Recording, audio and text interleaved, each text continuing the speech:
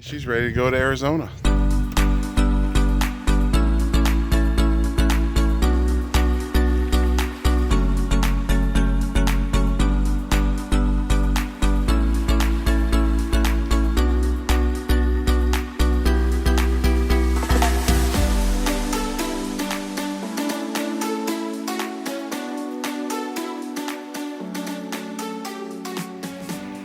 Hey y'all, we're finally getting ready to pull out after being stationary for, I don't know, 5 months, feels like 6 maybe, since June anyway. It's November now, early November.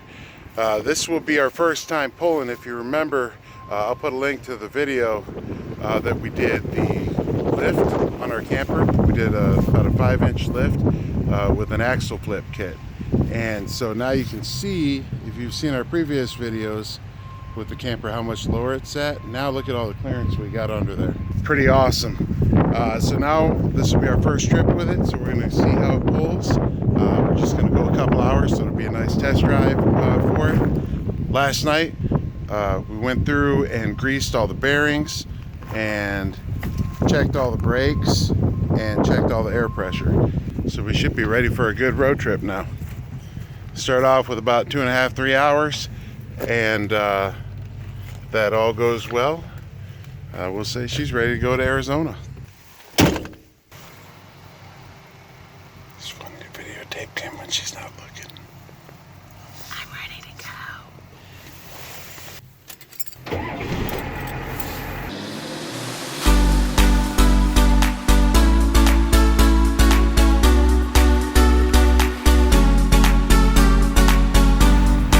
Everything look okay? I think so. Your tires did that crazy Twisty. Yeah, it's scary looking.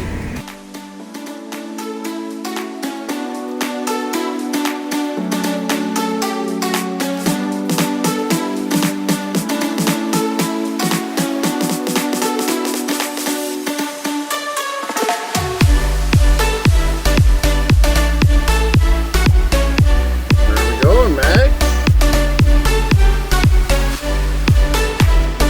Always ready for a road trip.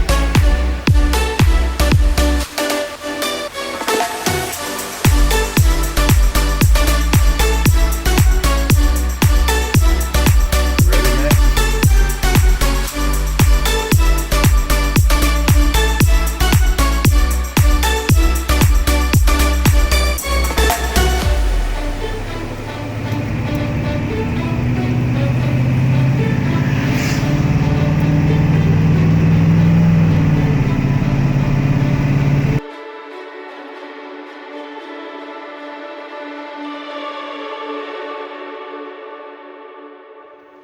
Well, we had a pretty uneventful trip to my mother-in-law's place, only about a 3-hour drive from Mackinaw City. And the trailer pulled fine as far as I didn't have a bunch of sway. I didn't have any sway, really. I didn't feel like it was top heavy or have any trouble with stability or anything like that with that new lift kit installed, the axle flip kit that we put on there. But what we did notice is that we felt every bump you could kind of feel the truck kind of like like that, and like this kind of, not a surge really, but kind of a bump, like a wiggle. And I'm looking in the mirror and I'm looking at the camper behind me, and the camper's not doing anything crazy. I finally think I figured out what it is, and I'll show you what I'm thinking. When we raised the camper 5 inches almost, the hitch also had to be raised 5 inches. I was able to get 4.5 inches because this used to be flipped over and hanging down, and the hitch was installed more in this area right here. Well, in order to match the ball with the new height of the camper hitch, I had to flip that over. Need me out there to pose for any pictures? No.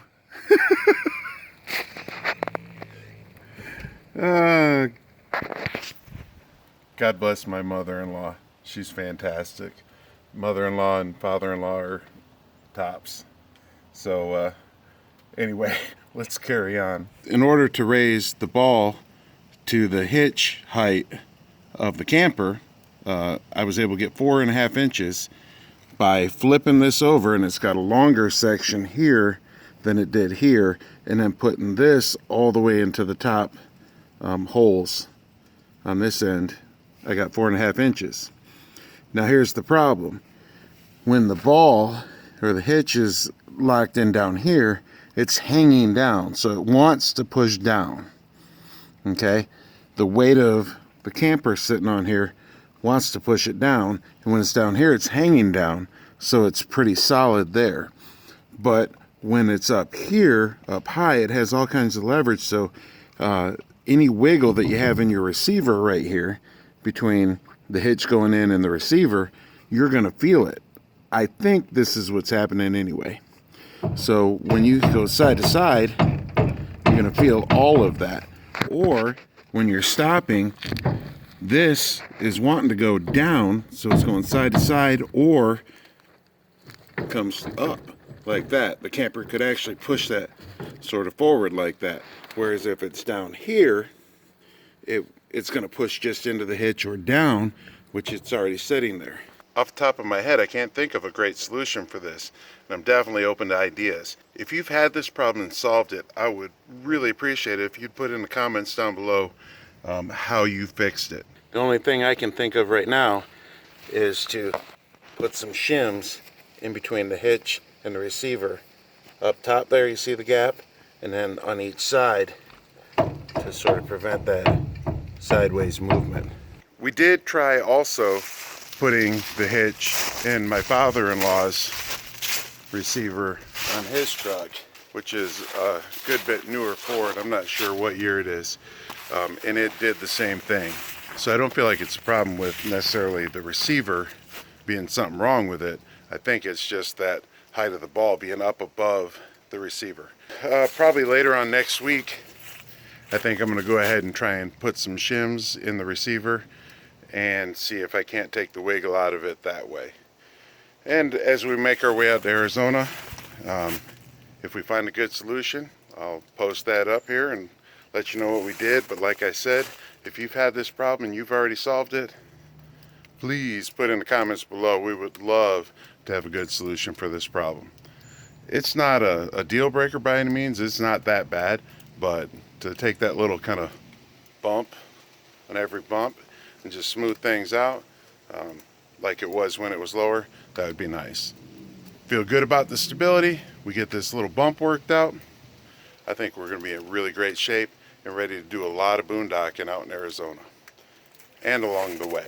So until next time, y'all take care. And again, if you enjoy these videos, please consider subscribing. It really helps us out. Share them with your friends and put a comment down below. We'll catch up with you guys next time.